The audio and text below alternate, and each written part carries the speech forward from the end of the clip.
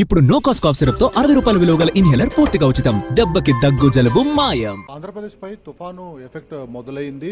ప్రస్తుతం 570 కిలోమీటర్లు కాకినాడకు దూరంలో కేంద్రీకృతమైంది. రేపు సాయంత్రం తీరం దాటే అవకాశం ఉందని చెప్పి వాతావరణ శాఖ అధికారులు చెప్తా ఉన్నారు. తీరం దాటే సమయంలో 12 గంటల పాటు చాలా కీలకమని అప్పుడు ప్రజలందరూ అప్రమత్తంగా ఉండాలని చెప్పి వాతావరణ శాఖ అలర్ట్ చేస్తూ ఉంది. ముఖ్యంగా ఇలాంటి తుఫాను సమయంలో తీర ప్రాంతాల్లో అలలు అనేది కూడా చాలా హెవీగా వస్తున్న నేపథ్యంలో తీర ప్రాంత ప్రజలందరినీ కూడా అప్రమత్తం చేస్తున్న పరిస్థితి కనిపిస్తూ ఉంది. మనతో పాటు మెట్రాలజీ అండ్ ఓషన్కి సంబంధించిన అనలిస్టులు కూడా ఇక్కడ ఉన్నారు. వాళ్ళని అడిగి మరిన్ని విషయాలు తెలుసుకుందాం. సార్ చెప్పండి సార్, తుఫాను ప్రభావం అన్నది ఏపీ పైన స్పష్టంగా కనిపిస్తూ ఉంది.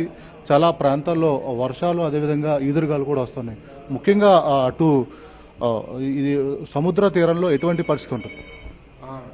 మీరు ఆల్రెడీ చూసుకున్న విధంగా సముద్రం మనకి ఇప్పుడు మీరు చెప్పిన విధంగా అదేవిధంగా ఎనాలిసిస్ ప్రకారం మన కాకినాడ తీరానికి ఇంచుమించుగా 570 కిలోమీటర్ల దూరంలో తుఫాన్ అయితే కేంద్రీకృతమై ఉన్నది. అది ఇప్పుడు సైక్లోన్గా ఉన్నది. అది రేపటికి ఇంకా బలపడి తీవ్ర తుఫానుగా మారే అవకాశం ఉన్నది. దాని ప్రభావం వల్ల అది మనకి తీర ప్రాంతానికి వచ్చేటప్పటికి ఇక్కడ చూసుకుంటే కనుక దీన్ని స్ట్రామ్ సర్జ్ అని చెప్పేసి చెప్తారు. దీన్ని మనకి అలల తాకిడి ఎక్కువగా ఉంటుంది. మనం ఇప్పుడున్న అనాలిసిస్ ప్రకారం దాని యొక్క ఇంటెన్సిటీ ప్రకారం మనకి ఈ కోస్ట్ లైన్ కాకినాడ తీరం వెంబడి ఇంచుమించుగా నార్మల్ కన్నా 0.4 to 0.7 మీటర్స్ హైట్ అలలు ఎక్కువగా ఎగిసిపడే అవకాశం అయితే మనకి కనబడుతుంది. సో దానివల్ల ఏమన్నా కానీ కొంచెం తీర ప్రాంతం లోపలికి సముద్రం చొచ్చుకొచ్చే అవకాశాలు అయితే ఉన్నాయి. బట్ కాకపోతే దానంత ప్రభావం అయితే ఎక్కువ ఉండకపోవచ్చు. ఎందుకంటే ప్రస్తుతానికి అది తీవ్ర తుఫానుగా మాత్రమే ఉన్నది. అదేవిధంగా ఇప్పుడు ఉన్న పరిస్థితులను చూసుకుంటే కనుక ప్రస్తుతం మనకి 570 కిలోమీటర్ల రేంజ్లో ఉన్నది కాకినాడ తీరానికి. మనకి ఇక్కడ చూసుకుంటే ఇవి రాడార్ ఇమేజెస్. మనకి ఆంధ్ర తీర ప్రాంతం వెంబడి 3 ప్రదేశాల్లో ఇవి ప్లేస్ చేయబడింది. ఒకటి విశాఖపట్నం, మచిలీపట్నం, ఇంకొకటి నెల్లూరు ఉన్నది.